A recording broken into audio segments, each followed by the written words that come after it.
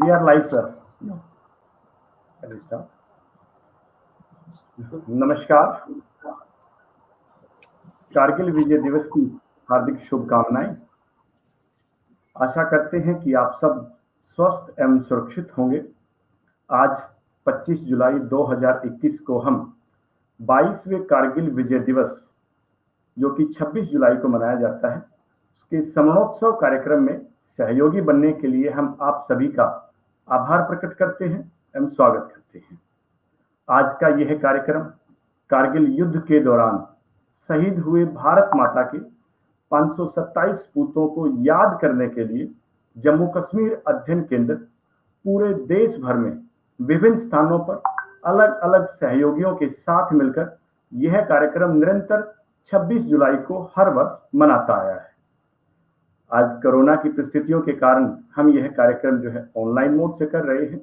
उसी कड़ी में यह जो आज का हम कार्यक्रम कर रहे हैं, जम्मू कश्मीर अध्ययन केंद्र हरियाणा चैप्टर महर्षि दयानंद विश्वविद्यालय रोहतक के साथ मिलकर आज यह कर रहा है। इसके लिए संपूर्ण जम्मू कश्मीर अध्ययन केंद्र की कार्यकर्ता और बाकी सभी अधिकारीगण महर्षि दयानंद विश्वविद्यालय के आभारी हैं।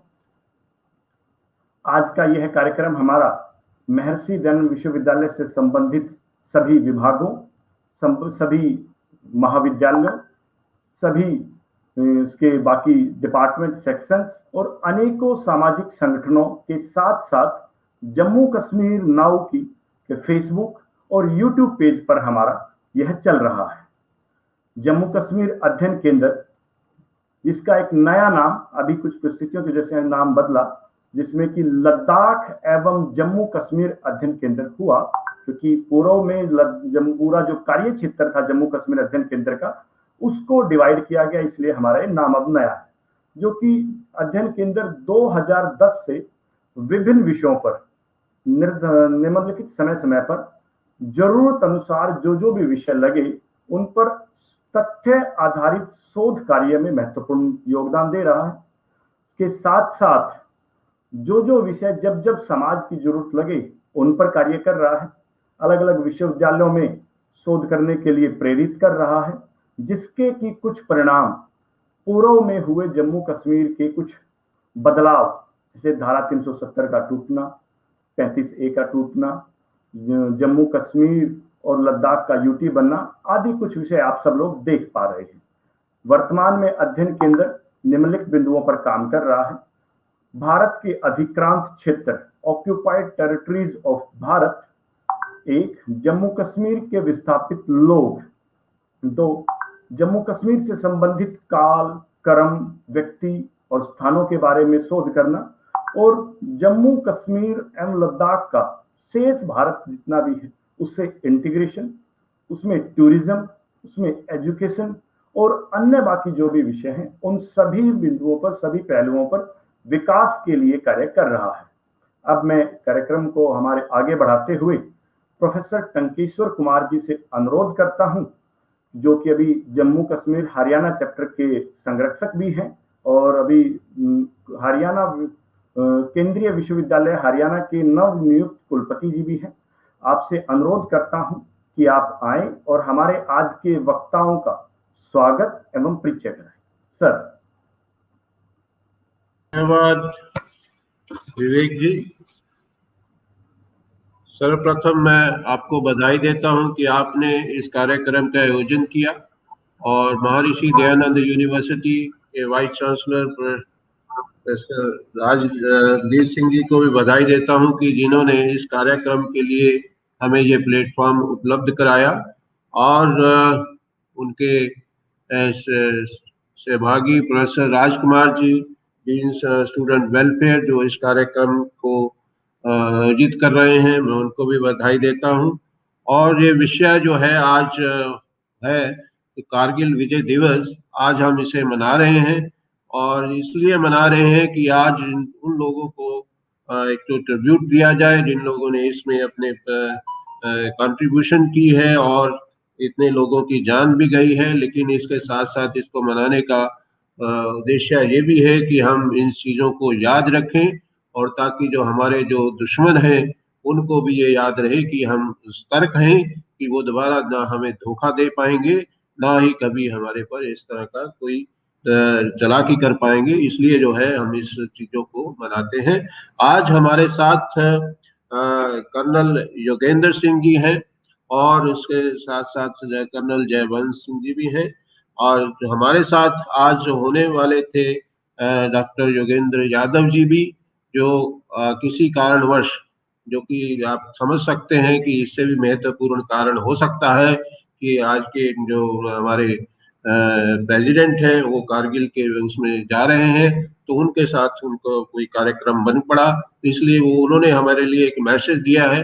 आई थिंक डॉक्टर विवेक जी कुछ उसमें मैसेज देना चाहेंगे, उनका जो मैसेज है, please Vivek ji please. Anand university तमाम फैकल्टीज, स्टूडेंट्स, आप सबको 22वें कारगिल विजय दिवस की हार्दिक शुभकामनाएं। ये विजय हमारे उन वीरों को समर्पित जिन्होंने अपने प्राणों का बलिदान माँ भारती की आन बान और शान को जिंदा रखने के लिए समर्पित कर दिए। आज हम उन वीर सेनानियों को नमन करते हैं, श्रद्धांजलि देते हैं। मैं पुनः महर्षि दयानंद यूनिवर्सिटी में आप सबके सम्मुख आकर के ज़रूर वार्तालाप करूंगा। अभी मैं कारगिल द्रास विजय दिवस मनाने के लिए जा रहा हूं, इसलिए आप सबके बीच 25 तारीख को उपस्थित होना नामुमकिन रहा। इसके लिए मैं क्षमा प्रार्थी हूँ। आशा करता हूँ कि जल्दी हम दोबारा मिलेंगे। करमवीर को कोई रोक नहीं सकता है करने से, उसको कौन मार सकता है जो कभी ना डरता हो मरने से। ये सांसों की तरह ने हिंद का नफगान गाएगा, हमारा शौर्य ध्वज लेकर वो चंद्रयान गाएगा। हमारे प्राण माता भारती के पग समर्पित हैं, हमारे लहू का हर कतरा हिंदुस्तान गाएगा, हिंदुस्तान गाएगा। जय हिंद। धन्यवाद योगेंद्र यादव जी। हमारे साथ जो रहेंगे colonel Yogendra Singh ji. He is PhD. He is born in a farmer soldier family. He is author. He had followed the hallowed tradition of his family to serve with the colors. His father, Shri Jile Singh, was an educator. Colonel Jogendra Singh is an alumnus of the prestigious Indian Military Academy. He was commissioned in the Indian Army as infantry officer on June 7, 1980. In a career spanning of 37 years, he has made the honor of commanding his rifle company on the highest battlefield of earth, that is Saichen, as well as command battalion in counter-terrorist, counter-insurgency operations. He has 4 books to his credit, including Effective Veterans Future Ready Army, Surmavali, and the CUP Filtering. We are honored to have you on this occasion, Colonel Jogendra Singh ji. Another speaker we have is Colonel Jayavant Singh, a reputed analyst of Indian defense and security affairs, has an abiding interest in issues related to national security, internal security, geopolitical developments, and defense strategy in the context of the nation. His area of specialty encompasses Jammu and Kashmir, Pakistan, and China. Jayavant Singh contributes to a large number of newspaper, defense magazines, news agencies, and websites. He is also the editor-in-chief of website www.defenseinfo.com, a popular web portal on defense news and views. We are also honored to have you on this occasion, Colonel Jayavant Singh ji. I hope this program where we will be, celebrating our Vijay, that is Kargil Vijay Divas, will go in big way when our students and our all other participants are attending it, and it will instill, the जिसे कहते हैं कि देशभक्ति in the minds of young people, and also, we are remembering this, that we are to see that our enemies they do not play anything wrong with us, and we are ready for any challenge. So with these words, I welcome you, and I hope that we will have a wonderful program. Thank you very much. Jai Hind, Jai Bharat.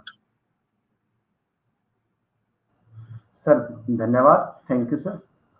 Colonel Yogendra sir, please come on to dais and start your, please sir.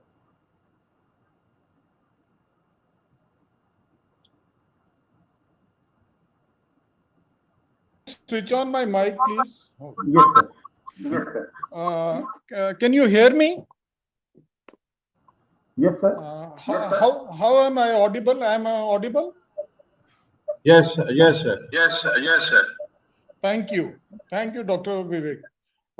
Let me start by paying my respects to the Chief Acharya of my alma mater, Professor Rajveer Singh, as also the Guruji Tarkeshwar ji. A big hello to Jaybans and Dean Student Welfare MDU. I do hope that I come to the standards of MDU in this talk. And okay, so today I hope, do I speak in Hindi or English? Professor, I think mix भी चलेगा sir. Mix भी चलेगा sir. अच्छा ठीक है. Okay, we'll go for a mix. आज मैं इस टॉपिक को हरियाणा के संदर्भ में देखूंगा. कारगिल जो वॉर हुई थी वो एक पूरे देश का ऑपरेशन था, लेकिन उसको अपने जो मेनली अपना ऑडियंस जो हरियाणा से केंद्रित है, तो मैं चाहूंगा कि मैं उनका कनेक्ट इस ऑपरेशन से करूं. ऑपरेशन विजय जैसा हम सबको मालूम है, ये 3 मई 1999 को शुरू हुआ, 55 दिन तक चला और 26 जुलाई को इसका पटाक्षेप हुआ जब भारत ने यूनिलैटरल सीज फायर डिक्लेयर कर दिया और जिसको पाकिस्तान ने फॉलो किया. यह 55 दिन की लड़ाई की एक और खासियत ये थी कि ये एक लिमिटेड एरिया में, एक छोटे एरिया में हुई थी. हमारा जो भारत और पाकिस्तान के बीच का जो बॉर्डर है, उसके लगभग 160-65 किलोमीटर के एरिया में ही ये युद्ध केंद्रित था. और दूसरा इसके खासियत थी कि ये 2 न्यूक्लियर पावर्स के बीच में पहला सीधा युद्ध था जिसमें वो दोनों ताकतें एक दूसरे से लड़ रही थी, that is Pakistan and India.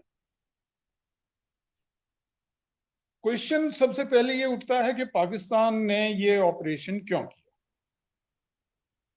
जो मेरी समझ में आता है कि पाकिस्तान का स्ट्रेटेजिक एम था कि जो कश्मीर के अंदर उन्होंने टेररिज्म को चलाया था वो कमजोर पड़ रहा था, तो वो चाहते थे कि कश्मीर इशू दुनिया के अंदर फिर से दुनिया का उसके अंदर इंटरेस्ट जागृत हो, और दूसरा वो उसका फैलाव करना चाहते थे कारगिल के एरिया में भी. कारगिल का एरिया भी जो है उसमें एक सुन्नी एरिया है, शिया मेजॉरिटी कुछ ही गांव हैं, बाकी ज्यादातर गांव वहां सुन्नी एरिया है, तो वो चाहते थे कि इस एरिया में भी वो उसका प्रसार कर सके. ऑपरेशनल एम जो था पाकिस्तान आर्मी का वो था कि श्रीनगर से लेह का जो हाईवे था 1999 में, वही सिर्फ एक हाईवे था जो लेह और श्रीनगर को, और दूसरे शब्दों में लेह को बाकी देश से रोड के रास्ते से जोड़ता था. और तोलोलिंग और टाइगर हिल को के ऊपर बैठे पाकिस्तानी सैनिक इस एरिया को डोमिनेट कर सकते थे, इस पे होने वाले हमारे ट्रैफिक को बाधित कर सकते। टैक्टिकल एम था उनका कि इससे एक और रूट खुल जाएगा वैली के अंदर इन्फिल्ट्रेट करने का।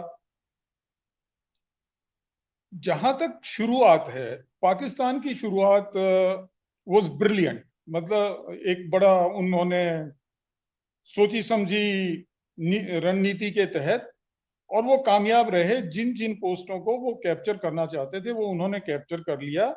और उस साल जो ईद थी वो मई के महीने में थी, शायद 12 मई को, और उस दिन जो हमें बाद में पता लगा, परवेज मुशर्रफ ने वो रात मस्को वैली में काटी थी। लेकिन इस युद्ध का जो अंत हुआ, शुरुआत तो पाकिस्तान ने बहुत अच्छी कर ली थी, उन्होंने जो अपने ऑब्जेक्टिव ढूंढे थे वो सब कैप्चर कर लिए थे। उनकी लगभग 4-5 नॉर्दर्न लाइट इन्फेंट्री की यूनिटें थी और एसएसजी जो उनकी स्पेशल फोर्सेस की एक यूनिट थी, उन्होंने अपने अपने ऑब्जेक्टिव्स को ले लिया था।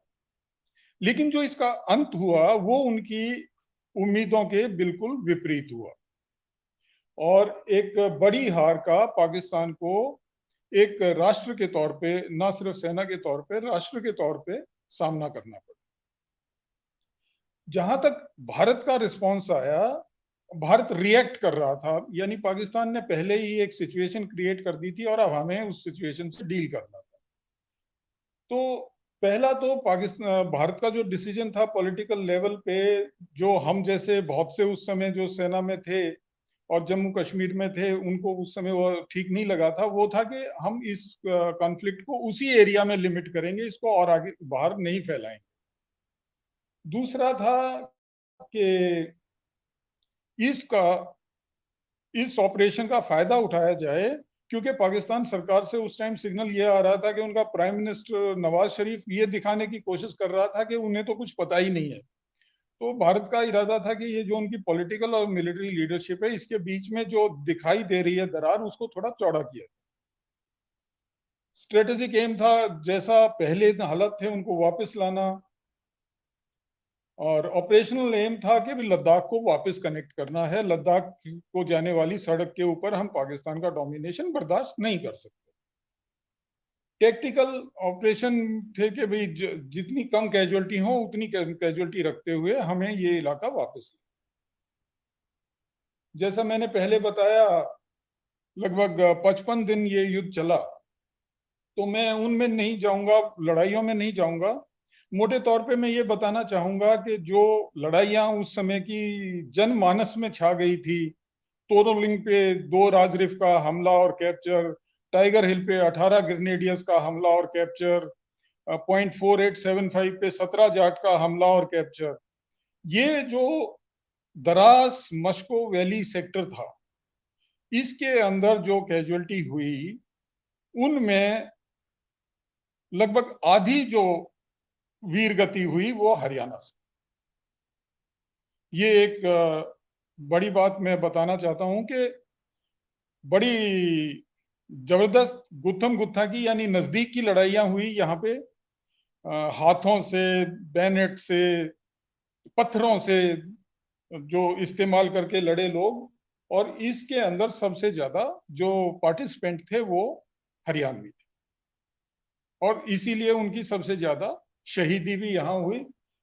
लगभग 14% कैजुअलिटी टोटल में से अपनी थी, हरियाणा से थे, और हमें 1 महावीर चक्र, 5 वीर चक्र और 14 सेना मेडल, जो उस समय के दिए गए जो वीरता पुरस्कार थे उनका लगभग 20% बनता है, वो हरियाणवीज को मिला है। और इसके जो मेन जो इससे जो बात निकल के आई, उसके बाद कारगिल रिव्यू कमेटी बनी। कारगिल रिव्यू कमेटी ने बहुत सारी रिकमेंडेशंस दी थी। सबसे बड़ी रिकमेंडेशन उनकी थी कि हमें अपने सीमाओं को फोर्ट नहीं बनाना है, किले को नहीं, किले में नहीं तब्दील करना है। हमारे पास कैपेबिलिटी होनी चाहिए कि जब दुश्मन कोई ऐसा एक्शन करे तो हमारा रिएक्शन इतना स्ट्रांग हो कि उसको हमसे ज्यादा नुकसान हो, तो वो अगली बार ये करने से पहले 10 बार सोचे। लेकिन ये बात हम इसके बजाय हम मेनली ग्रेट वॉल पे ही गए हैं। हमने LOC पे भी लगभग 550 किलोमीटर को भी पंजाब के बॉर्डर की तरह वहां पे वो कर दिया है। लेकिन कुछ बातें अच्छी हो रही हैं, जैसे CDS chief of defence staff अभी नियुक्त हुए हैं, थिएटर कमांड्स बन रही हैं, और कश्मीर इशू को का रेजोल्यूशन की तरफ बढ़ रहा है। आर्टिकल 370 को हटा दिया गया है। इससे जो इंटीग्रेशन का प्रोसेस था वो तेज हो जाएगा। और इंटरनेशनली हम आज पाकिस्तान से ज्यादा हेफ्ट रखते हैं। लोग बाकी देश जो हैं वो हमारे से ज्यादा पाकिस्तान को महत्व नहीं देते हैं। तो ये कुछ बातें हैं जो इस ऑपरेशन से निकल के आई हैं। जहां तक हरियाणवी, अब मैं इसको जोड़ना चाहूंगा हरियाणा से। मिलिट्री हेरिटेज, जैसे मैंने इस ऑपरेशन का बताया कि लगभग 14% कैजुअलिटी हमारी थी, लगभग 20% गैलेंट्री अवार्ड हमारे थे।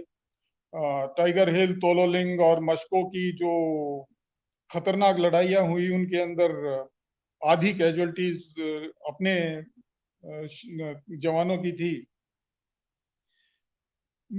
हरियाणा की मिलिट्री हेरिटेज को एक हमारी बहुत बड़ी विरासत है। इनफैक्ट अगर हम अपनी सोसाइटी का स्ट्रक्चर देखें, हमारे बहुत सारे जो सांस्कृतिक कार्य हैं वो देखें तो उनके ऊपर आपको जो सैन्य सेवा है उसका स्पष्ट प्रभाव मिलेगा। आपके गीतों में, आपकी ड्रेस में, इवन आपकी औरत की जो लेडीज की ड्रेस है, जो ट्रेडिशनल ड्रेस है, कुर्ता, वो कैवलरी कुर्ता है जो प्रथम महायुद्ध और उससे पहले हमारे पूर्वज पहनते थे, जो सेना में होते थे। तो ये जो हेरिटेज है, इसके कारण हमारी शिक्षा संस्थाएं जैसे जाट स्कूल, गॉड ब्राह्मण स्कूल, अहीर कॉलेज, ये सब इनकी जड़ें जो थी वो सैन्य सेवा से मिले पैसे से, सबकी नींव उससे रखी गई है। आप इनमें घूम के देखेंगे तो दरवाजों पे आपको पत्थर लगा मिलेगा, फलाने स्क्वाड्रन ने या फलानी कंपनी ने ये कमरा तैयार कराया, ये बिल्डिंग तैयार कराया। मेरी सजेशन होगा, क्योंकि हमारे पास 2 vice chancellors, honourable vice chancellors हैं, I will request you that please celebrate your military heritage in your universities and colleges.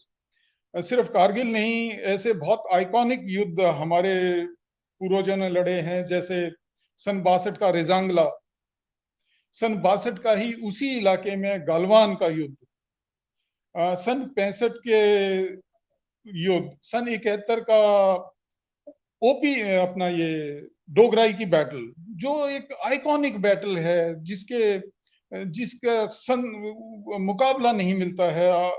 आप जब सैन्य इतिहास को पढ़ेंगे भारत का, तो डोगराई के युद्ध का मुकाबले की लड़ाई आपको नहीं दिखेगी। ऐसे ऐसे जो हैं, इनका सेलिब्रेशन आप करेंगे तो इससे हमारे आने वाली पीढ़ी को मोटिवेशन भी होगा और उन्हें अपनी सांस्कृतिक विरासत के बारे में भी पता लगेगा। इन्हीं शब्दों के साथ I would like to close. If there is any question और anything, I will be glad to take. Thank you, sir. Thank you, sir. Thank you, sir. Thank you, sir. Now we will invite our keynote speaker, Colonel Jayant. Please come on the mic and start.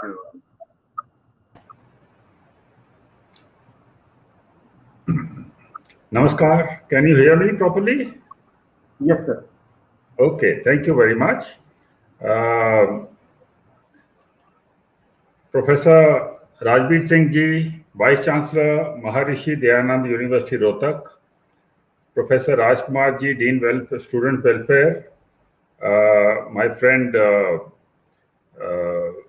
from the Ladakh and Jammu Kashmir Study Center, Haryana, and all those who are attending the webinar. It is a matter of great privilege for me to be present over here with you today to speak to remember. I mean, I'm sure most of you know a lot about the Kargil war, but we will remember the courage, the dedication to duty, and the love for the nation that was shown by our soldiers of the Indian Army during the Kargil war, and we will celebrate the same in the course of this talk.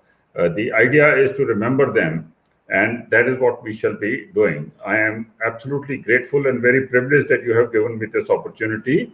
I never miss any opportunity to talk about Kargil or to write about Kargil. I have already put in 2 articles on this subject in my website, defenseinfo.com, and I will be putting in another one. So, Colonel Yoginder has set up a very beautiful pace for me. उन्होंने मेरे लिए एक बहुत बड़ी challenge खड़ा कर दिया है to build on the knowledge that he has imparted to you people. तो मैं अपनी तरफ से पूरी कोशिश करूंगा, और मैं भी आफ्टर दिस इंट्रोडक्शन मैं ज़्यादा अभी हिंदी में बोलने की कोशिश करूंगा. पहली बात तो मुझे क्षमा कर देना, ना मेरी इंग्लिश ज़्यादा अच्छी है, ना ही हिंदी ज़्यादा अच्छी है. कोई भी लैंग्वेज मेरी बहुत अच्छी नहीं है, पर जो मैं कहना चाहता हूँ वो मैं कह देता हूँ. That is something that I can manage. So starting of जहाँ से कर्नल योगेंद्र और मैं इंसिडेंटली अभी देखो कितने 40 साल हो गए हैं, I don't know how much. तो किसी टाइम पर हम IMA में इकट्ठे ही रहे होंगे. मैं 6 महीने पहले उनसे पास आउट हुआ था दिसंबर 1979 में. तो देखो कुदरत की बातें किस तरीके से हम इकट्ठे मिलते हैं. तो जैसा कि उन्होंने कहा है, हम सबसे पहले ये देखते हैं कि कारगिल वॉर जो है वो जब 26 जनवरी या 26 जुलाई को ख़त्म हुई है, जब यूनिलैटरल सीज फायर की है हमारे प्राइम मिनिस्टर अटल बिहारी वाजपेयी जी ने, तो तब वहाँ वैसे सीज फायर की कोई बात नहीं थी रह गई, क्योंकि वहाँ कोई दुश्मन रह नहीं था गया. ज़्यादातर जो वहाँ एक डिवीजन माइनस इन्फिल्ट्रेशन इंट्रूशन हुई थी वो मर गए थे, और बाकी जो है उनको मौका दिया गया था 5-7 दिन का विड्रॉल का, और उन्होंने उसका इस्तेमाल किया. They withdraw into ignominy. So and उस टाइम के ऊपर फिर प्राइम मिनिस्टर वाजपेयी ने इसको एक ग्लोरियस विक्ट्री के जैसे के बारे में बात की थी, जो कि ये थी, बिकॉज जो कारगिल वॉर है उसके साथ की कोई war has not been fought anywhere in the annals of military history. ऐसा कभी पहले नहीं हुआ, और मेरे ख्याल से ऐसा दोबारा कभी होगा भी नहीं. इस तरीके की लड़ाई दोबारा विश्व में देखने को नहीं मिलेगी जिस तरीके से कारगिल वॉर लड़ी गई थी और जीती गई थी. तो जब हम कारगिल वॉर की बात करते हैं, कर्नल योगेंद्र ने बात की थी prime minister Nawaz Sharif and all की, वो जानते थे. मेरे दिमाग में जो बात आती है वो आती है ट्रेचरी और डिसीट की, और ये ट्रेचरी और डिसीट थी बेसिकली जनरल परवेज मुशर्रफ की. हो सकता है there is a school of thought जो ये सोचता है कि प्राइम मिनिस्टर नवाज शरीफ को इसके बारे में इल्म ही नहीं था, और ना ही उनको पता था, उनके जो ISI को भी नहीं था पता, चीफ ऑफ नेवल स्टाफ को नहीं था पता, चीफ ऑफ एयर स्टाफ को नहीं था पता. ये स्कूल ऑफ थॉट है, it has not been proved. पर मैं ये समझता हूँ कि जैसे पाकिस्तान को मैं जानता हूँ, ज़्यादातर पाकिस्तान में वही होता है जो कि आर्मी चाहती है. तो अगर इस लड़ाई ये मिस एडवेंचर करना था, तो ये मिस एडवेंचर सिर्फ वहाँ के चीफ ऑफ आर्मी स्टाफ की इंसिस्टेंस से हुआ होगा, और चीफ ऑफ आर्मी स्टाफ थे general Parvez Musharraf. So this treachery and this deceit, I put it on the responsibility on the shoulders of General Pervez Musharraf. क्यों किया उन्होंने ऐसे? उन्होंने ऐसे इसलिए किया है क्योंकि उनका ईगो बहुत बड़ा था. वो एक महाजिर थे, महाजिर से वो क्लॉ करके लाइक अ क्रैब वो पहुंचे थे on to the level of being the chief of army staff. और सियाचिन में जब इनको डिफीट मिली थी, तो at that time he was posted over there. So उनसे ये बर्दाश्त नहीं हुआ. वो चाहते थे कि वो अमर हो जाएं पाकिस्तान में हिंदुस्तान की कुछ हाइट्स को लेके, ये एक वजह थी। और दूसरी वजह जो स्ट्रैटेजिक एम्स जो जनरल जोगिंदर ने बताए हैं, जिनके बेस के ऊपर उन्होंने अपने आप को जस्टिफाई किया था इस वॉर में जाने के लिए।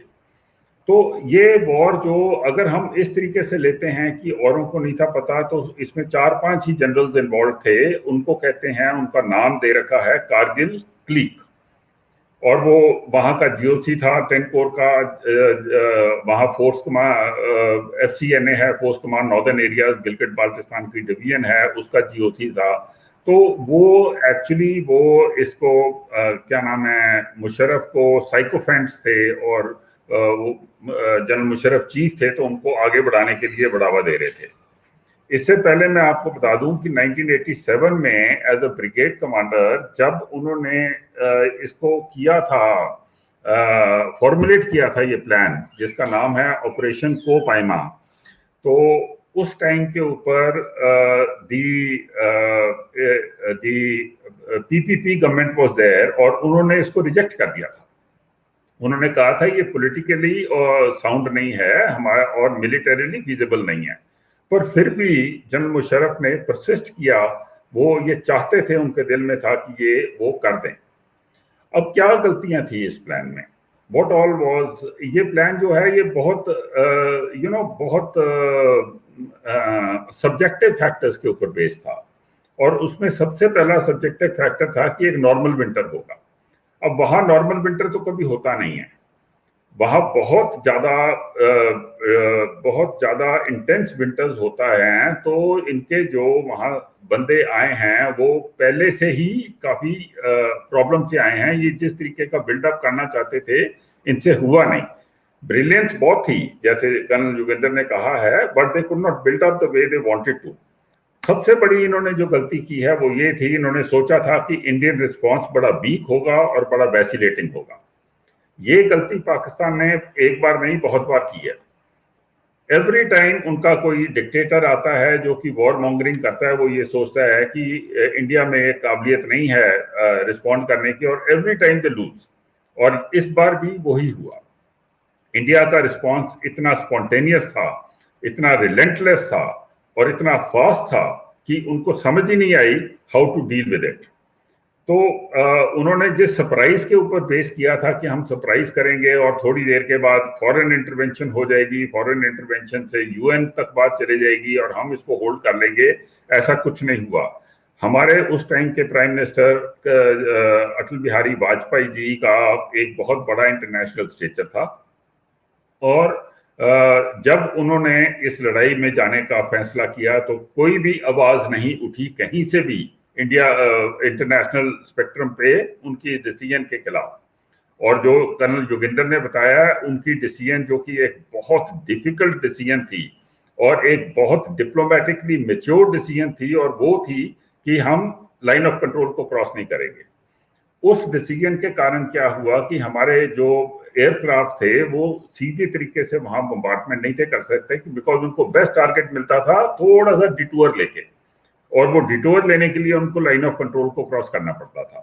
पर the prime minister was insistent, उन्होंने कहा नहीं, हम इस बात को एस्केलेट नहीं करेंगे, and we will limit it to the area where the intrusion has taken place.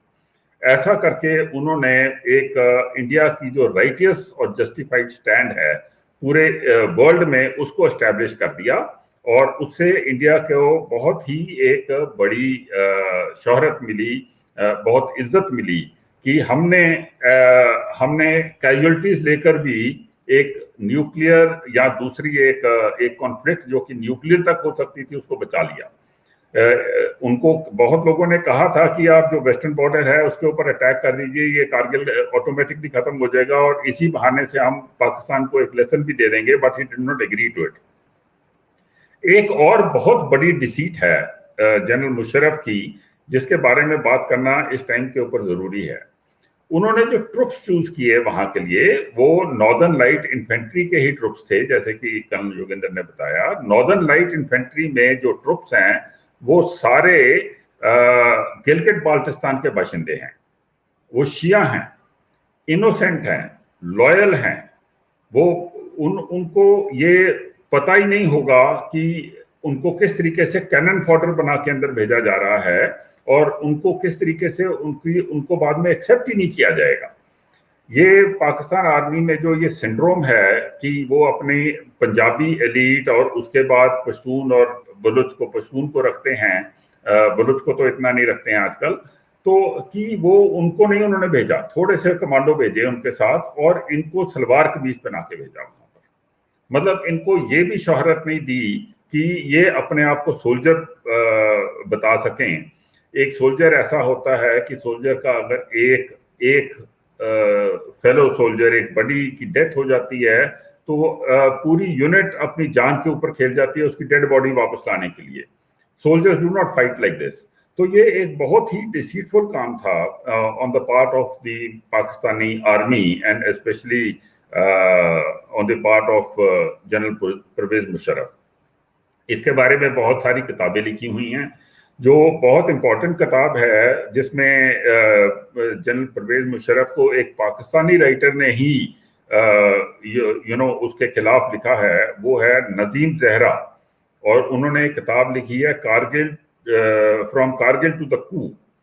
और उस किताब में उन्होंने बहुत क्लियरली जो मैंने आपको बात बताई है वो इन शब्दों से बयान की है कि दीज जनरल्स प्लान्ड ऑपरेशन कोपाइमा less as intelligent and accountable strategists and more as covert unaccountable campaigners।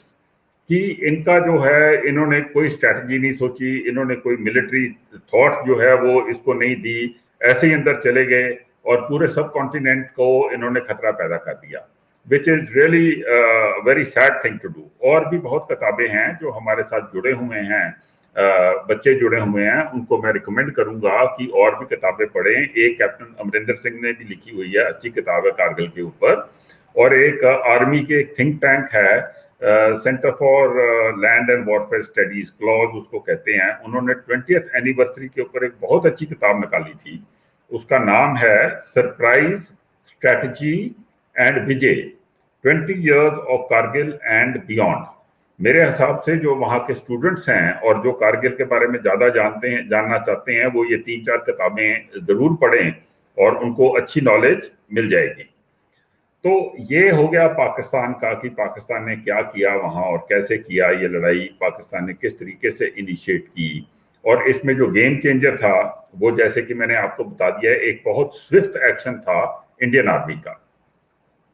ये जो स्विफ्ट एक्शन है, इंडियन आर्मी एक्चुअली इतनी कोई खास प्रिपेयर्ड नहीं थी इस काम के लिए, और ना प्रिपेयर्ड होने की जो एक इंडिकेशन है वो उससे मिलती है कि जो हमारे चीफ थे उस टाइम के ऊपर, जनरल वीपी मलिक, उन्होंने कहा था we will fight with what we have, हम उसके साथ लड़ेंगे जो हमारे पास है। पर इसके बावजूद, और ये जो इसके बारे हम बाद में भी बात करेंगे कि ये हम प्रिपेयर्ड क्यों नहीं थे, तो पर ना प्रिपेयर्ड होने के बावजूद जो हमारे ट्रुप्स हैं, 2 डिवीजन्स को वहां भेजा गया था, वो इतने ज्यादा प्रिपेयर्ड नहीं थे, उनके पास क्लोथिंग, एडिक्वेट क्लोथिंग नहीं थी, वहां रिकॉनेसेंस करनी होती है, एक्लेमेटाइजेशन करनी होती है, कुछ भी नहीं था। वो बिल्कुल चले गए अंदर एंड सिर्फ एक ही जुनून लेके गए थे कि हमने अपने दुश्मन को अपने एरिया में बैठने नहीं देना है। और इस जुनून के पीछे पूरा देश उनके पीछे था। जो उस टाइम के ऊपर कई बच्चे भी होंगे यहाँ, वो शायद ना जानते हों, उनको मैं बता दूं कि देश में इतनी ज्यादा कलेक्शन हुई थी पैसे की, इतनी ज्यादा कलेक्शन हुई थी, कोई कहने की बात नहीं। एक कारगिल फंड बना था, उससे जो पुराने जो हमारे फौजी साथी थे उनको भी कुछ 50-50 हज़ार रुपये मिल गए। मैंने भी आर्मर्ड कोर में उस पैसे को डिस्ट्रीब्यूट किया था हमारे फौजियों के पास। और मतलब पैसा तो चलो छोटी चीज है, छोटे छोटे बच्चे स्कूलों के पैसे दे रहे थे, इकट्ठा कर रहे थे, पॉकेट मनी। और मीडिया उस टाइम के ऊपर इंडिया में काफी आ गया था, तो फ्रंट से जो है रिपोर्टेज हो रही थी। और देश का इतना मतलब देश इतना ज्यादा अपने फौजी भाइयों के साथ जुड़ा हुआ था कि उनको they got a lot of motivation, and it is that motivation which helped them to finish off this matter in 2.5 months. So मई की 9 तारीख को शुरू हुआ था और जून 26 को खत्म हो गया था। 83 days का ये मेरा ख्याल था the operation, the war was only 83 days, very short and swift war. तो कुछ देर के बाद फिर आर्मी की इन्होंने एयरफोर्स को भी सैंक्शन कर दिया था। एयरफोर्स का जो ऑपरेशन था उसको उन्होंने नाम रखा था सफेद सागर, और इसमें मिराज 2000 और हेलीकॉप्टर स्क्वाड्रन्स जो हैं ये यूज की गई थी। और मेरे ख्याल 2 एयरक्राफ्ट जो हैं वो 2 फाइटर और एक मी-17 नॉकडाउन भी हो गए थे, पर इन्होंने एक तरीका ढूंढ लिया था स्टैंड ऑफ फायरिंग करने का, जिससे कि ये इन्होंने बहुत ग्राउंड फोर्सेस की वहां मदद की। So it was a joint operation, it was not as if कि सिर्फ आर्मी ने ही किया। वी हैव टू इसका ऑपरेशन का सेहरा इक्वली हमें एयरफोर्स को भी देना पड़ेगा। एक और जो चीज जिसने बहुत फोर्स मल्टीप्लायर था वो था आपका 150 मिलीमीटर बोफोर गन्स। आपको सबको पता है, पुरानों को तो खासकर पता है कि बोफोर गन्स के बारे में there is a lot of problem of corruption, जिसके कारण कि राजीव गांधी की गवर्नमेंट के ऊपर भी बहुत प्रेशर पड़ा था। It was one of the reasons for the government falling. There may be problems of corruption, पैसा किसी ने खाया होगा, पर वो गन बहुत अच्छी थी। It was a very good gun, and उसकी इफेक्टिवनेस उस गन की वहां पता लगी कारगिल वॉर में, जहां की 5 रेजिमेंट बोफोर्स की वहां गई थी। रिलेंटलेस फायर उन्होंने किया। मेरा दोस्त था, वो कमांड कर रहा था उस टाइम के ऊपर, 18,000 राउंड फायर किए थे उसने सिंगल यूनिट में। तो बाकियों की तो बात छोड़ो कि कितने उन्होंने फायर किए होंगे और किस तरीके से उन्होंने सपोर्ट किया होगा। अब हमारी बदकिस्मती देखो हमारे कंट्री की कि बोफोर गन्स का जो प्रोटोटाइप के जो डिजाइन्स थे वो हमें वापस मिले थे। It was part of the deal. So हम we could produce similar gun in India, पर हमने कोशिश ही नहीं की। वो 10 साल की जो गवर्नमेंट रही है कांग्रेस की उस टाइम के ऊपर, मेरे को कहना नहीं चाहिए, बट आई एम वेरी, ये पॉलिटिक्स है, बट एज अ सोल्जर इंसान को बहुत बुरा लगता है। उन्होंने इस प्रोटोटाइप को डेवलप करने की कोशिश ही नहीं की, और एक टाइम आया जब हमारी artillery even after the Kargil war बहुत कमजोर हो गई थी। ना कोई इंपोर्ट हो रहा था और ना ही प्रोडक्शन हो रही थी। अभी रिसेंटली एनडीए गवर्नमेंट ने उसकी प्रोडक्शन शुरू की है, and the new prototype of the 155 millimetres वो आर्मी में इंडक्ट होना शुरू हो गया है। तो अगर हम बात करते हैं तो हमें हमेशा प्रॉब्लम्स की भी बात करनी चाहिए। हमने शोहरत की तो बात कर दी। शोहरत में आप लोग जानते हैं, मैं आपको नाम भी देने चाहता हूं जिन लोगों के बारे में हमारे बच्चों को ज़्यादा पढ़ना चाहिए। कैप्टन सौरभ कालिया थे, 4 जाट के थे, हिमाचल के रहने वाले थे। वो एक 4 जाट के मैक्सिमम जवान जो हैं वो हरियाणा के ही होंगे।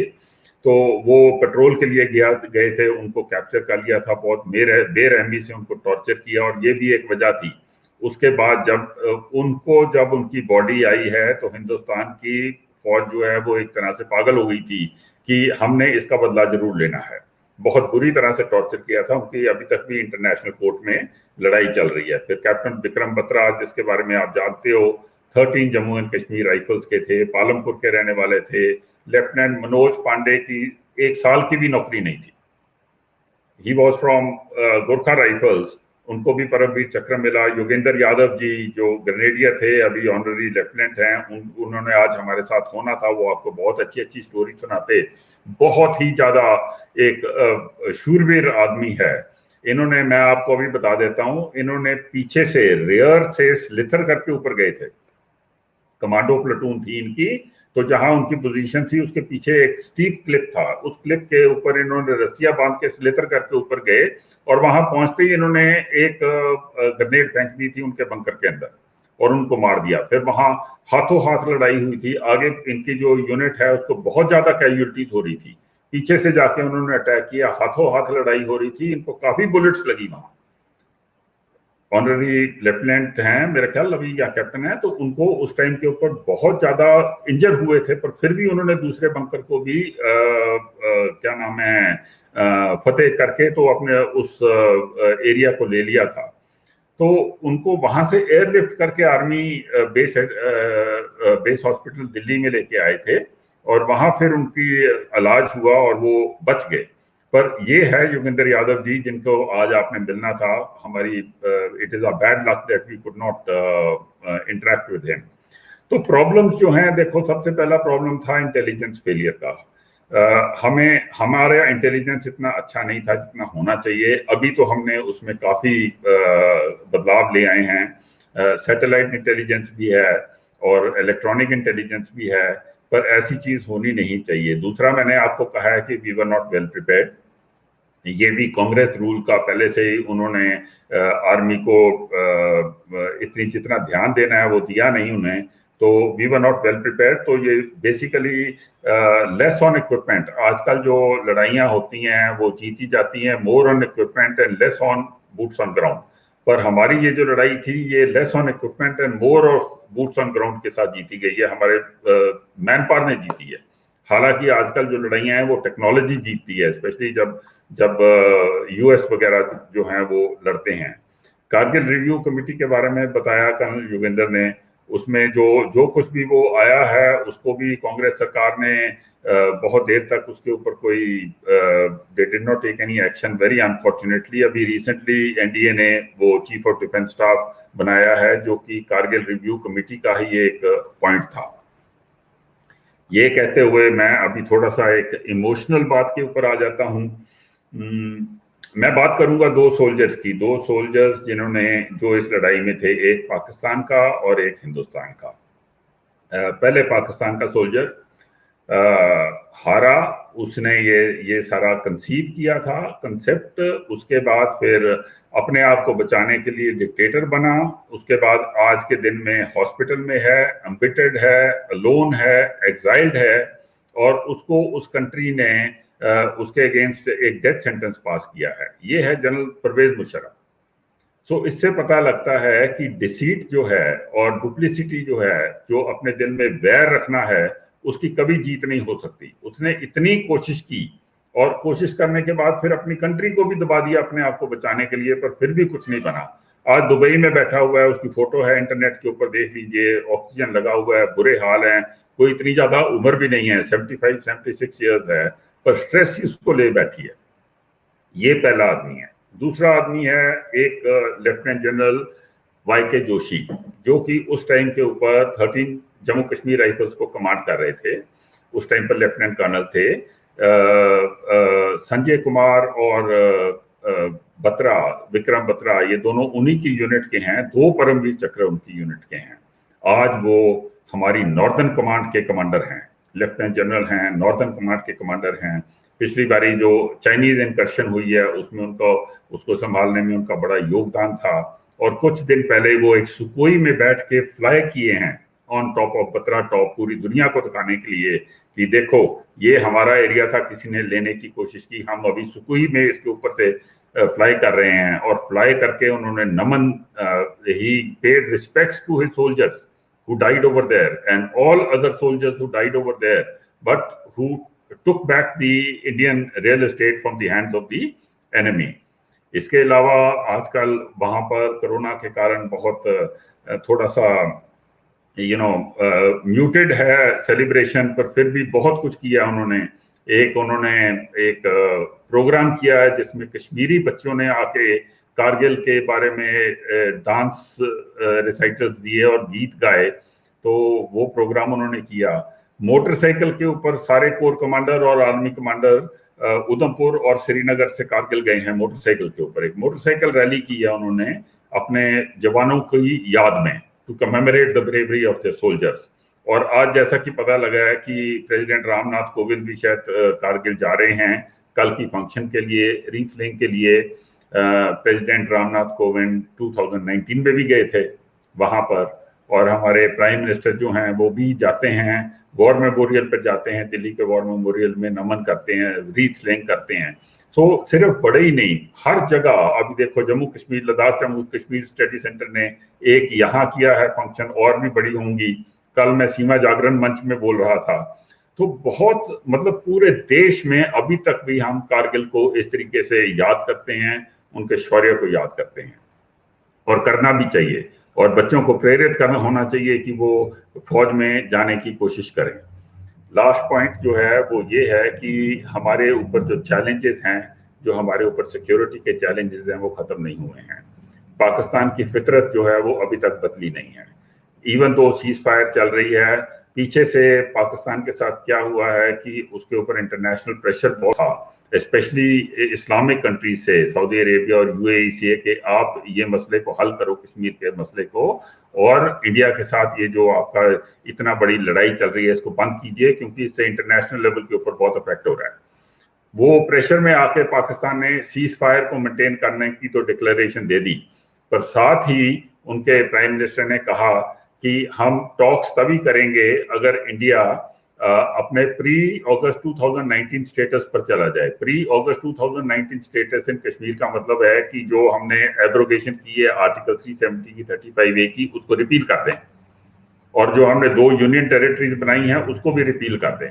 अब ये तो हो नहीं सकता, और पाकिस्तान को कोई वजह नहीं है हमारे इंटरनल अफेयर्स में इस तरीके से इंटरफेयर करने की। दूसरी बात, वहां के लोगों ने इस चीज को एक्सेप्ट भी कर लिया है और वो खुश भी हैं। सो बेसिकली पाकिस्तान जो है वो टेबल के ऊपर बैठना ही नहीं चाहता, नेगोशिएट करना ही नहीं चाहता, वो वेट कर रहा है कि ये प्रेशर कम हो और वो अपना टेररिज्म का सिलसिला जो है वो दोबारा शुरू कर दे। पाकिस्तान के साथ मिला हुआ है चाइना। आप सबको पता है कि पिछली बारी इन्होंने ईस्टर्न लद्दाख में क्या किया था, और अभी भी करने को तैयार हैं। वो तो हमने बहुत बड़ी मोबिलाइजेशन वहां कर दी और चाइना रुक गया। अगर मोबिलाइजेशन ना करते तो चाइना की जो एस्पायरेशन और एम्बिशन हैं वो बहुत बड़ी हैं ईस्टर्न लद्दाख की तरफ, और इस टाइम पर भी वो तिब्बत के ऊपर अपना कब्जा मजबूत करने के ऊपर जुटे हुए हैं। सो बेसिकली ज्यादा ना इस चीज में जाते हुए, टाइम का ख्याल रखते हुए, मैं ये कहना चाहता हूं कि हमारे ऊपर से जो चैलेंजेस हैं, जो सिक्योरिटी चैलेंजेस हैं, अफगानिस्तान में बहुत बड़ी प्रॉब्लम हो रही है। तालिबान आ रहा है, तो तालिबान अगर पाकिस्तान के साथ मिल जाएगा तो फ्लो ऑफ टेररिज्म ज्यादा हो सकती है। वैसे मैं आपको ये बता दूं कि अभी टेररिस्ट आ नहीं सकते कश्मीर में। There is no way that they can come, जितनी मर्जी कोशिश कर लें, ड्रोन्स का भी इस्तेमाल कर रहे हैं। तो but the situation will never go back to the times about a decade back. जैसी सिचुएशन थी वैसी कभी दोबारा नहीं होगी। वो एक भ्रम में है कि वो उसको कर सकते हैं, they can not do it.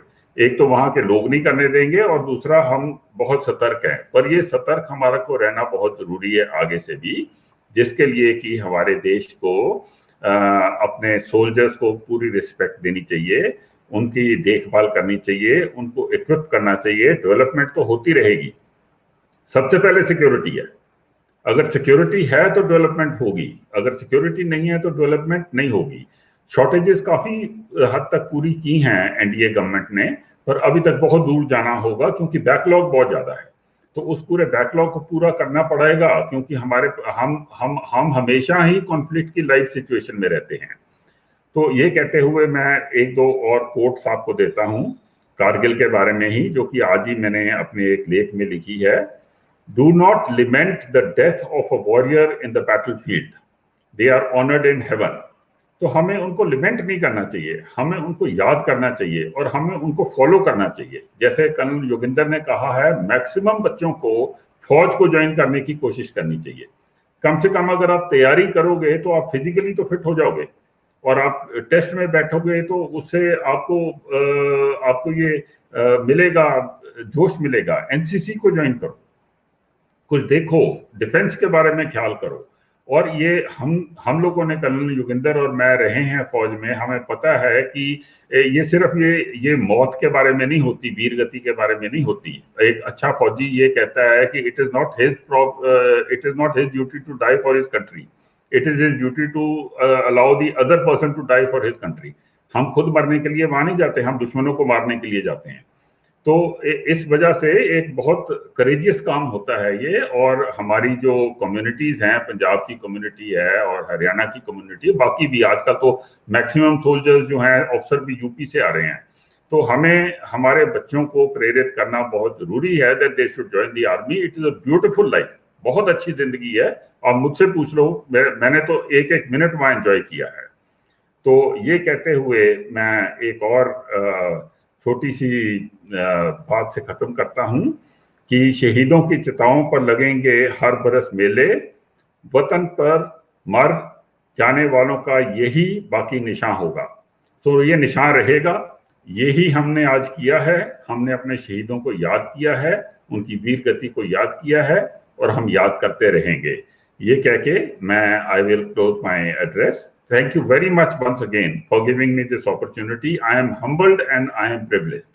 धन्यवाद। Thank you sir.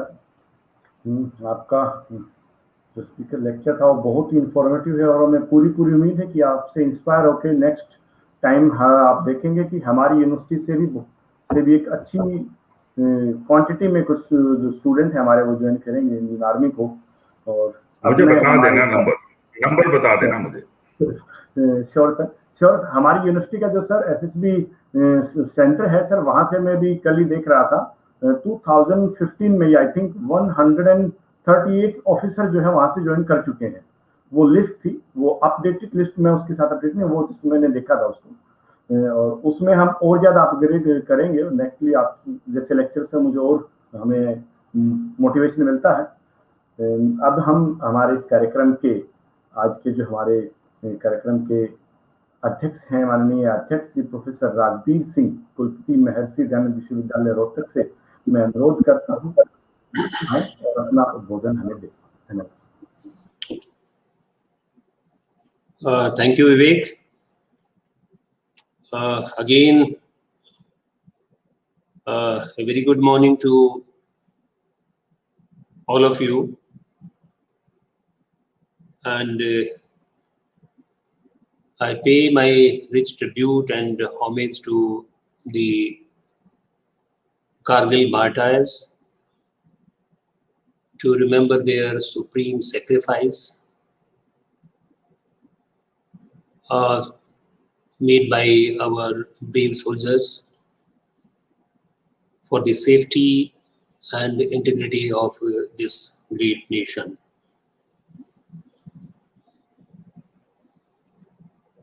Professor Tankeswar,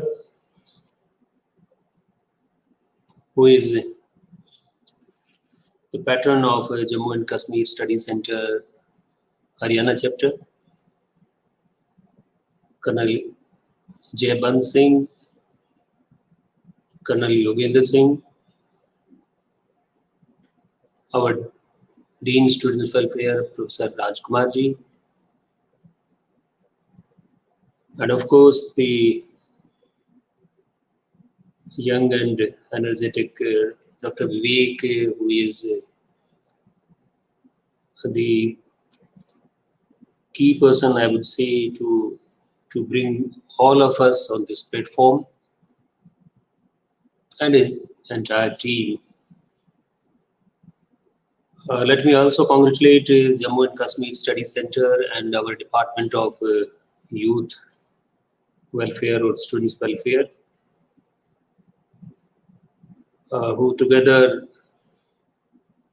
organized this program. Though 26th is the day for this celebration of Kargil Vijay Diwas, but due to certain constraints, the availability of the resource person, more specifically I would say Colonel Jaybant Singh and the other hero of this Kargil war, though somehow at the last minute he could not join, and we have been able to hear his message through video only. So it was due to some strategic planning which was expected for this day only. Anyway, we are celebrating, and the celebration, it's such a celebration, the victory celebration, which I think should not be celebrated only for a day. It should be celebrated throughout the year so that the young people can be inspired. As Colonel Jaybant Singh has rightly pointed out, that more and more young people, they should come forward to join army, be it as commissioned officer or as jawans. We are proud to have on the panel of the speakers our alumnus, Colonel Yoginder, and he very rightly pointed out the contribution of the connection of the contribution of Haryana with the Kargil war, that the largest number of the soldiers or the officers who laid their life during the Kargil war were from Haryana.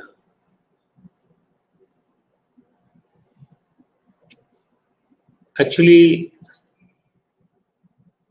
as the Colonel Jay Benz has rightly pointed out, it was a deceit and treachery on the part of the Pakistan, and more specifically the then General Pervez Musharraf. And very elaborately, Colonel Jay Benz, who is a defense analyst, I think very beautifully he summed up that chapter of deceit and treachery led by General Musharraf. And any person who indulges into such kind of a deceit and treachery, ultimately he has to meet the bad fate, and he has to act. So that is a different story.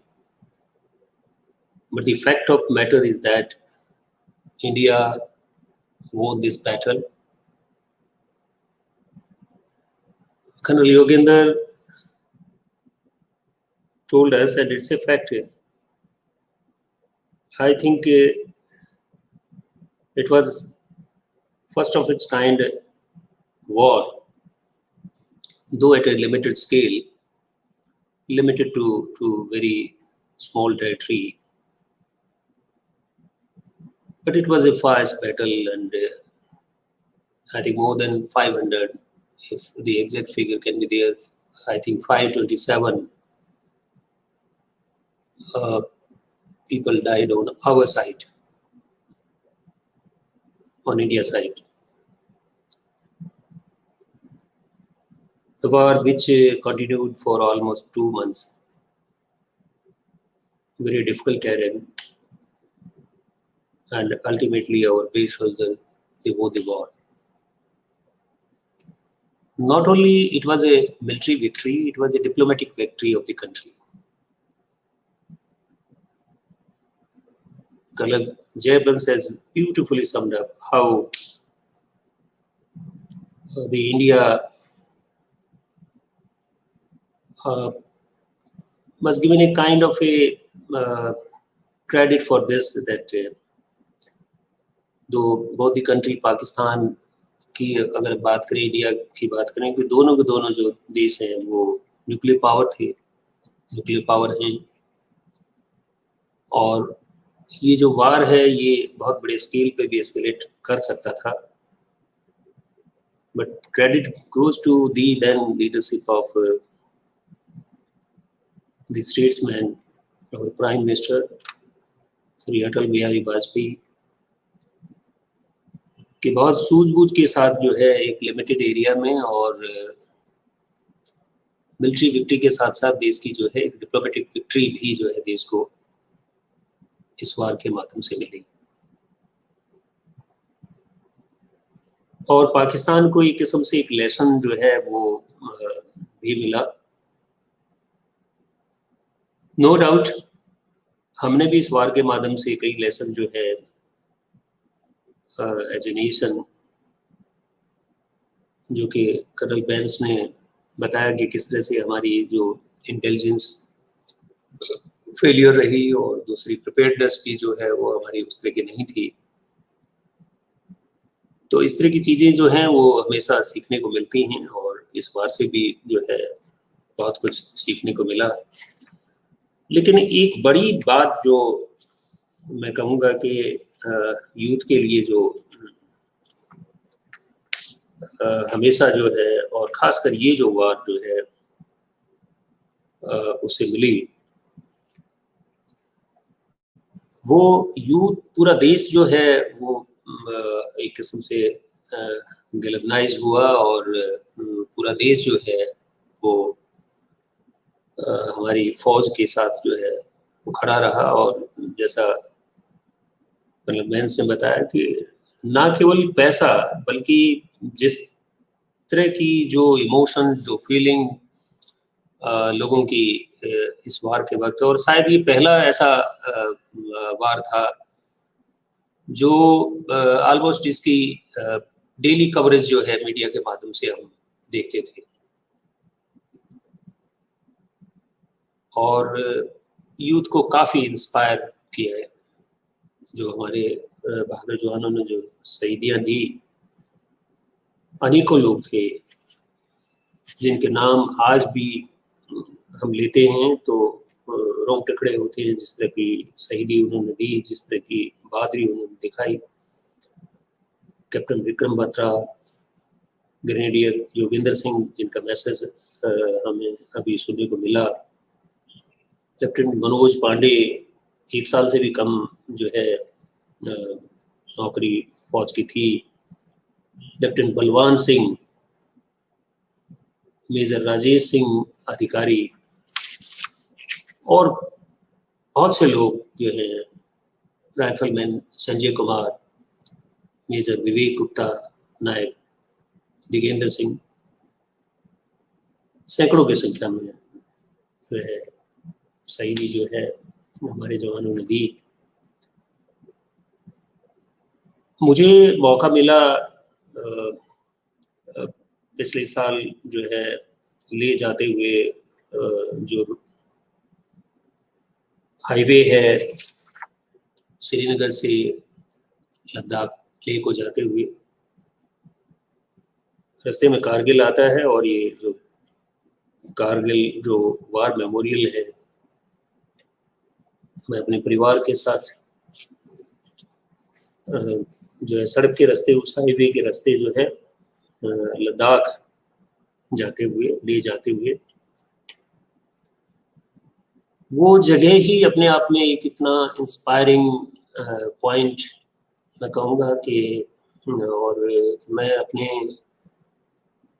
Dean students welfare को भी इस बात के लिए उनसे आग्रह करूँगा कि वो अक्सर यूथ के जो कैंप या जो अलग अलग जगह पे भेजते हैं,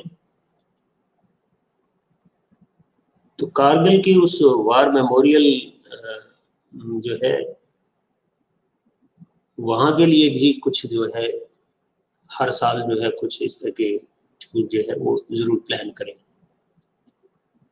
बहुत ही इंस्पायरिंग और बहुत ही मोटिवेटिंग जो है एक पॉइंट है, एक जगह है जहाँ हमारे जवानों की याद में, जिन्होंने देश के लिए अपना जो है सुप्रीम सेक्रीफाइस, यानी जीवन से बड़ा कोई सेक्रीफाइस नहीं होता, और ये एक स्ट्रेटजिक विक्ट्री थी, डिप्लोमेटिक विक्ट्री थी, क्योंकि जैसा कहा कि दोनों जो डिफेंस के प्रोफेशनल हैं उन्होंने बताया, एक्चुअली पाकिस्तान का ये था कि ये जो हमारे जो श्रीनगर लेह जो हाईवे है, वो एक किस्म से सियाचिन में जो हमारी जो आर्मी का बेस है उसके लिए एक लाइफ लाइन है ये, मतलब जो है खासकर जो है लद्दाख को जोड़ने के लिए जो है, और वो एक ऐसा स्ट्रेटेजिक पॉइंट है कि जहाँ से वो इस बात को कंट्रोल कर सकते थे और वो पूरा जो है सियाचिन जो है वो उसे वहाँ कब्जा करने से वो कट ऑफ हो सकता था। और एक प्रेशर बिल्डअप करने की बात थी कि इंडिया पे जो है, ताकि इंडियन आर्मी सियाचिन से जो है वो ये प्रेशर बनाया जाए कि वो वहाँ से हटाएं और अल्टीमेटली जो है कश्मीर के इशू को फिर नेगोशिएट करने का जो इस तरह की जो हो सकता है कि ऐसी उनकी जो डिसीटफुल और ये इस तरह की प्लानिंग जो कि मंसूबे जो है सच होने वाले नहीं थे, और इंडियन आर्मी ने ये दिखा दिया कि इस तरह से की जो चीज़ें हैं जो वो संभव नहीं है। सो दैट वे कि ये जो है मिलिट्री विक्ट्री के साथ साथ में मैं ये कहूँगा कि ये एक डिप्लोमेटिक विक्ट्री जो है वो हमारे लिए थी। ये कर्नल बेंस ने भी, जय बेंस ने भी और कर्नल योगेंद्र ने भी, और हम सभी इस बात को मानते भी हैं। हरियाणा खासकर जो रोहतक और उसके आसपास का एरिया है, और ट्रेडिशनली अगर देखें, चाहे इवन बिफोर इंडिपेंडेंस की बात करें तो वर्ल्ड वार 2 में भी हमारे यहाँ इस रीजन से बहुत से लोग जो है वर्ल्ड वार 2 में उन्होंने हिस्सा लिया।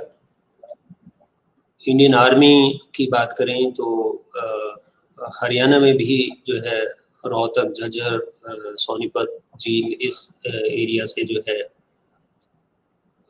सबसे ज़्यादा, इंक्लूडिंग महेंद्रगढ़, रेवाड़ी, इस एरिया से, भिवानी, इस एरिया से सबसे ज़्यादा जो है जवान और ऑफिसर्स हमारे आर्मी में जाते हैं। और इसी ट्रेडिशन को देखते हुए मैं बताना चाहूँगा कर्नल जय बेंस जी को, और शायद योगेंद्र सिंह जी के नॉलेज में ये बात पहले से होगी शायद, कि हमारे यहाँ जो यूथ वेलफेयर डिपार्टमेंट और जिस डिपार्टमेंट ने आज इस कार्यक्रम में भी शिरकत की है, ये प्लेटफॉर्म उपलब्ध करवाया है, पिछले लगभग 10-11 साल से हमारे यहाँ एक स्किल डेवलपमेंट सेंटर जो है एस्टेब्लिश किया हुआ है यूथ वेलफेयर डिपार्टमेंट के तहत। And you will be happy to know कि अब तक करीब 10-11 साल में 370-80 के लगभग जो है ऑफिसर्स इस सेंटर के माध्यम से, स्किल डेवलपमेंट सेंटर के माध्यम से, जिसमें कंप्लीट एसएसबी और बच्चों की जो इंटरव्यू वगैरह के लिए एसएसबी के लिए प्रिपेयर किया जाता है, करीब 1 महीना से 40 दिन 45 दिन की इस तरह का ट्रेनिंग प्रोग्राम जो है ऑलमोस्ट ये कह लीजिए कि लगभग फ्री के माफिक जो है वो कुछ नॉमिनल से रजिस्ट्रेशन फी जो है बच्चों से ली जाती है। And you would be happy to know कि 50-60 के लगभग जो है गर्ल्स इस एरिया से जो है वो कमीशन ऑफिसर्स के तौर पर इस सेंटर के माध्यम से पिछले 8-10 साल में जो है आर्मी और दूसरे पैरामिलिट्री फोर्सेस की जो सर्विसेज जो हैं वो ज्वाइन कर चुके हैं। और इस सेंटर का जो सक्सेस रेट है वो मुझे बताया गया कि 14 to 15% जो है इसका सक्सेस रेट रहा है, जो कि ये मुझे बताया गया है कि ये शायद किसी भी मतलब जो एक कोचिंग या ट्रेनिंग सेंटर की बात करते हैं तो उसमें ये हाईएस्ट बताया गया है। मैं इसका सारा क्रेडिट इस बात पे नहीं लेता कि सिखाने वाले या महर्षि दयानंद यूनिवर्सिटी को ये सारा क्रेडिट जाता है। मैं समझता हूँ कि ये हमारे ब्लड में है। कर्नल योगेंद्र सिंह कभी गए होंगे तो कहीं ना कहीं मुझे लगता है कि ये हमारे बेंस ने भी बताया कि पंजाब हरियाणा के लोगों के ब्लड में है ये चीज़, बट हमने उसको एक प्लेटफॉर्म दिया है और हमारी कोशिश ये है कि ज़्यादा से ज़्यादा बच्चे जो हैं वो आर्मी की सर्विसेज को ज्वाइन करें, देश की सेवा करें, एक डिसिप्लिन फोर्स में काम करते हुए मुझे लगता है कि वो अपना एक अच्छा करियर तो बनाएंगे ही और देश की सेवा करेंगे। साथ साथ में मैं ये समझता हूँ कि समाज में भी उससे एक बड़ा बदलाव की जो है संभावनाएं हमेशा रहती हैं कि आप एक डिसिप्लिन्ड सर्विस का अगर आप हिस्सा रहते हैं तो एक बेहतर समाज के निर्माण में जो है वो मदद मिलती है। मैं पुनः कर्नल जय बेंस जी का और कर्नल योगेंद्र का जी का और Jammu and Kashmir study centre का और हमारे जो यूथ वेलफेयर डिपार्टमेंट है प्रोफेसर राजकुमार जी का और उनकी पूरी टीम का इस बात के लिए धन्यवाद करता हूं और उनको बधाई देता हूं कि आज के इस वर्चुअल प्लेटफॉर्म के माध्यम से ये कार्यक्रम आयोजित किया और हम सबको ये मौका मिला कि हम उन वीर जवानों को, उन बहादुर सूरमाओं को, उनके जो है बलिदान को याद करते हुए कि जिनकी वजह से जो है आज हम महफूज हैं, आज हम सेफ हैं और हमारा देश जो है वो लगातार जो है वो आगे बढ़ रहा है। बहुत सी शानदार जो है कोट्स जो है कारगिल जो हीरोज जो हैं उनको पढ़कर जो है मन उद्वेलित हो जाता है और जो है कोई भी जो है आदमी जो है वो उन पे फख्र तो महसूस करता ही है, लेकिन खुद को भी गौरवान्वित महसूस करता है कि हमारे जो है इस तरह के जवान हैं, इस तरह के वीर हैं। एक दो जो कोट्स हैं I would like to share on the occasion for the students who have joined this platform. I am soldier, I fight where I am told to fight, I will win where I fight. Either I will kill, either I will come back after hoisting the tricolor, or I will come back wrapped in it. अभी देखिए क्या किस तरह की भावनाएं, किस तरह का जो सेक्रीफाइस का जो मादा है। कर्नल बैंस ने बताया कि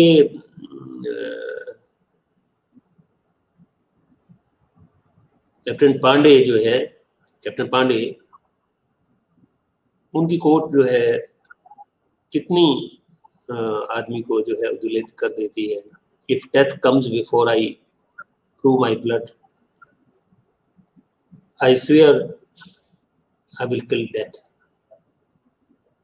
तो ये जो चीज़ें हैं, मैं समझता हूँ कि इस तरह के प्लेटफॉर्म अगर हम स्टूडेंट्स को प्रोवाइड करते हैं तो सर्टनली ये उनको एक दिशा देंगे, उनको मोटिवेट करेंगे और एक अच्छा जो है इंस्पायरिंग एनवायरनमेंट जो है वो हम जो है हमारे यूथ के लिए वो दे पाएंगे। I'm really grateful to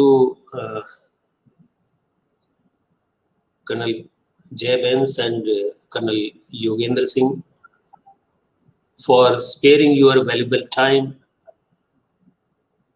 for sharing with us the stories, the great learning we had through you on this Kargil war.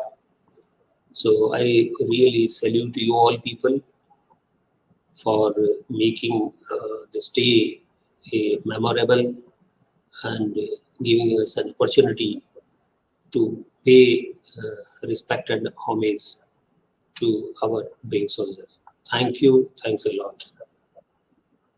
Thank you sir. आपका उद्बोधन हमेशा हमारे लिए स्मरणीय रहता है और आज अपने जो एक पर्सनल टच जब कारगिल आप देखने गए तो वो बताया और सर से रिक्वेस्ट की कि नेक्स्ट टाइम पे हमारा एक टूर एनडीयू का वहां जा सकता है, तो उसमें हमें भी लगता है कि जम्मू कश्मीर अध्ययन केंद्र का जो आधा काम है वो आपने कर दिया सर। कि हम भी चाहते हैं कि पूरे देश के साथ एक इंटीग्रेशन रहे, लोग जम्मू कश्मीर को देखें। Thank you sir, once again thank you sir. अब हम आगे बढ़ते हैं और हमारे स्पीकर का कीनोट स्पीकर की वोट ऑफ थैंक्स के लिए मैं प्रोफेसर राजकुमार सिंह जिन्होंने आज हमें ये प्लेटफॉर्म दिया, हमारी हेल्प की, उसके लिए मैं उनको इन्वाइटेड करता हूँ। सर प्लीज आप आए और हमारे गेस्ट को thanks, vote of thanks please.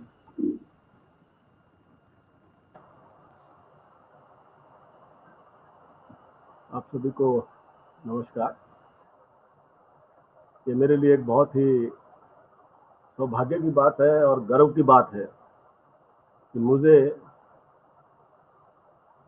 धन्यवाद देने का मौका कारगिल विजय दिवस के मनाने के पर्व पे मिला है। और खास तौर से मैं शुक्रगुजार हूँ जम्मू कश्मीर स्टडी सेंटर के हरियाणा चैप्टर के कन्वीनर प्रोफेसर टंकेश्वर जी का, जिन्होंने महर्षि दयानंद विश्वविद्यालय को कारगिल विजय दिवस मनाने के लिए पार्टनर बनाया और इसके माध्यम से हम पूरे विश्वविद्यालय से जुड़े विद्यार्थियों को बता सके कि इस ऑपरेशन के दौरान किस तरह की सेक्रीफाइस हमारे इंडियन सोल्जर्स ने की। और ऐसी inspirational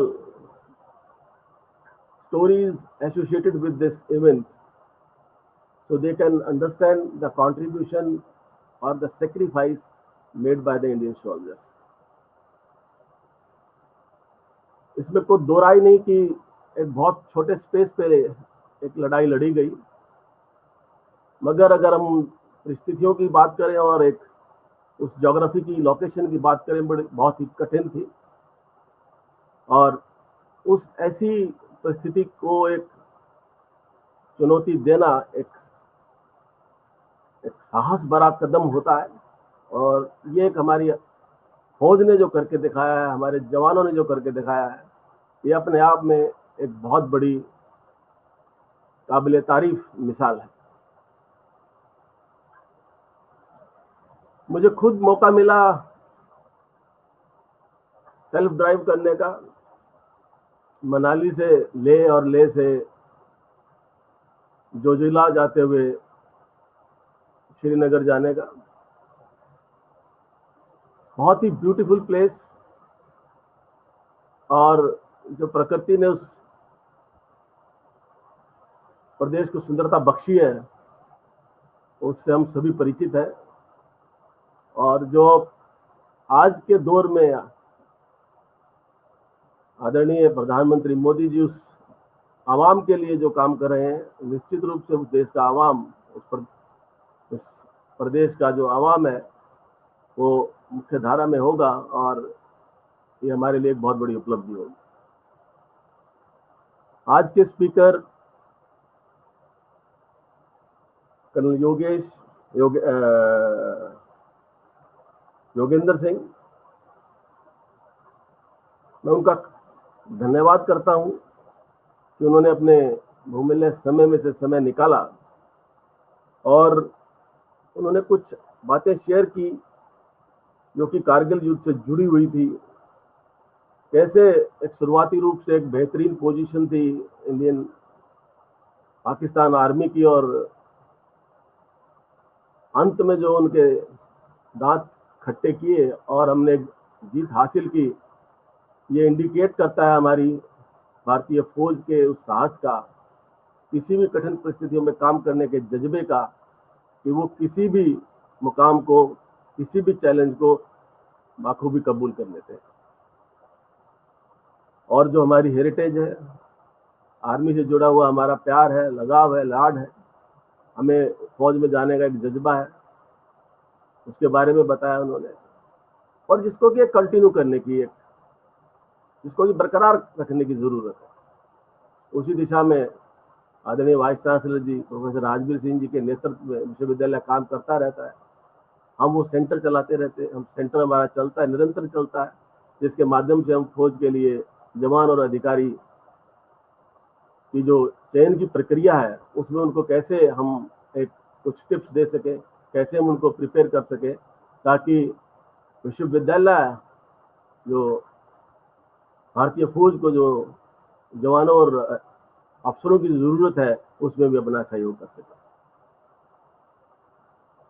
I'm also thankful and grateful to Colonel Jay Bans for sharing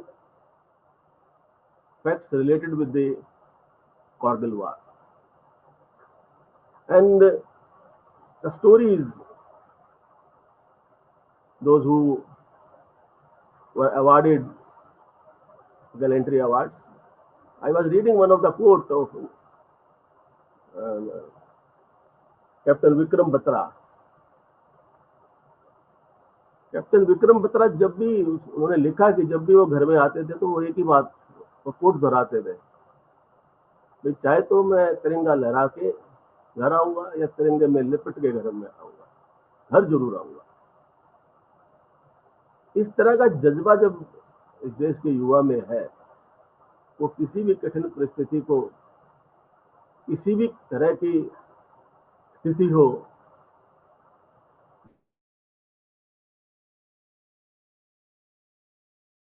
जब वो इस जज्बे से भरा होता है कैसे नहीं छोड़ता। एक और सर मैं पढ़ रहा था, जब उसको एसएसबी में इंटरव्यू पे पूछा गया why you want to join army, he very confidently said just to get on Paramveer Chakra, and that soldier has done this.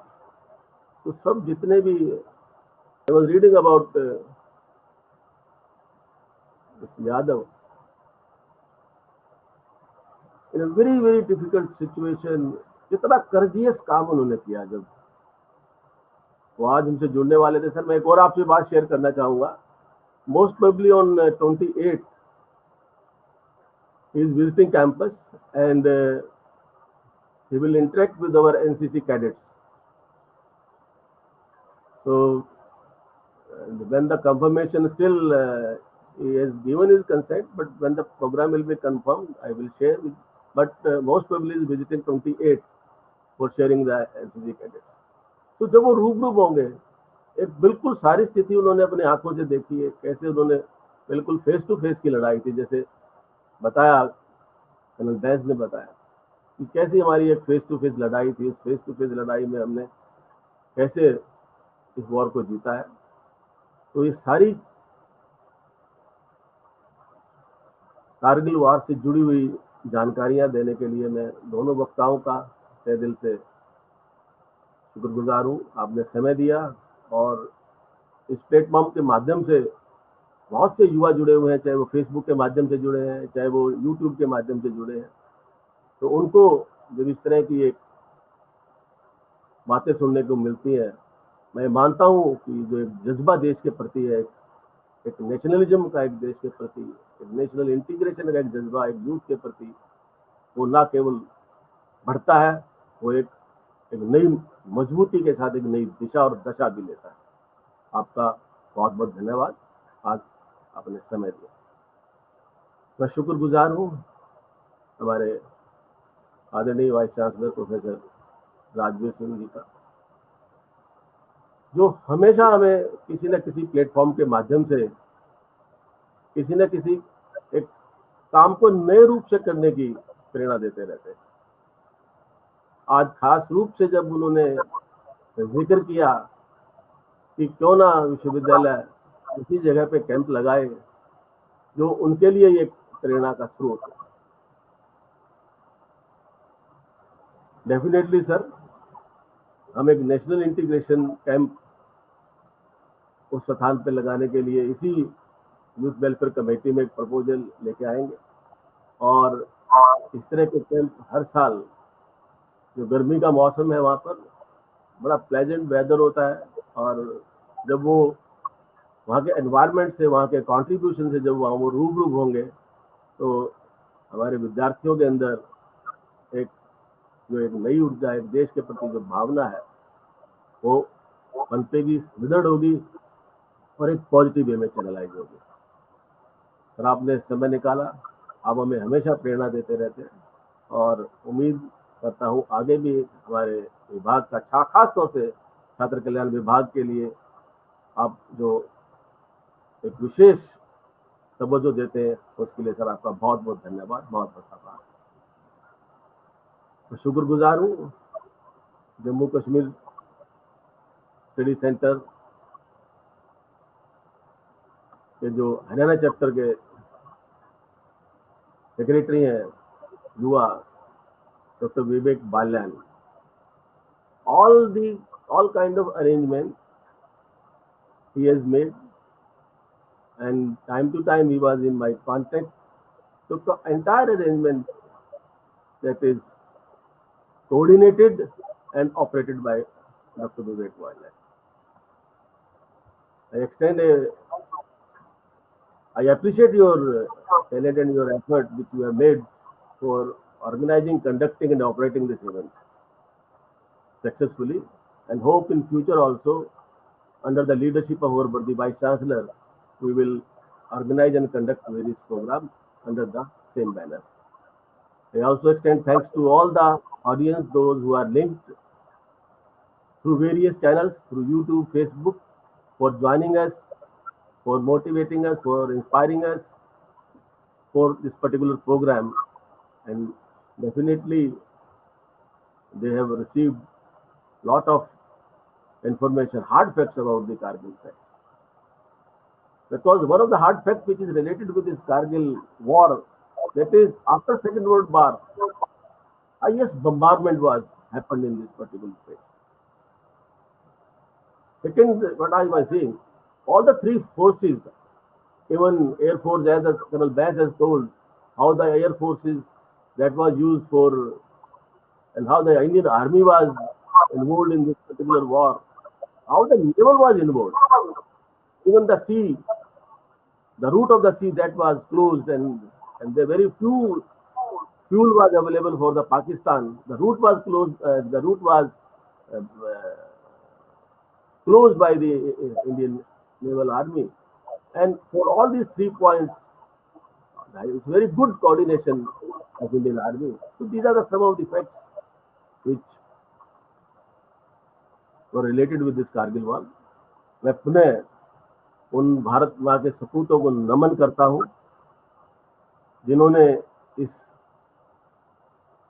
Kargil युद्ध में अपने सेक्रीफाइस किया अपने आप को, और उन सबको बधाई देता हूँ कि जिन्होंने इस कारगिल युद्ध में हिस्सा लिया और आज हमारी जो फौज का हिस्सा है, या वो आज फौज से रिटायर होकर वो अपना एक सिटीजन के रूप में अपना सुंदर जीवन जी रहे हैं।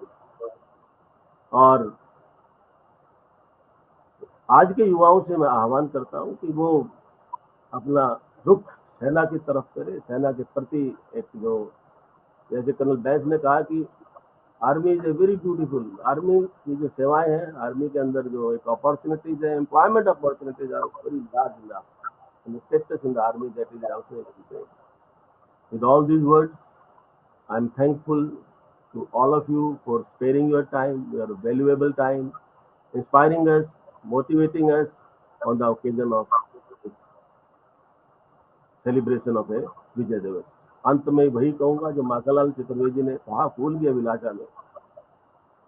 उन्होंने भी यही कहा कि जब उन्होंने फूल की अभिलाषा को लिखा तो उन्होंने कहा, फूल ने भी यही कहा कि मुझे उस पथ पे फेंक देना, वो माली मुझे उस पथ पे फेंक देना तोड़ के, जिस पथ पे इस देश का देशभक्त और इस देश का जो जवान है, देश की रक्षा के लिए अपना सब कुछ बलिदान करने के लिए जा रहा है।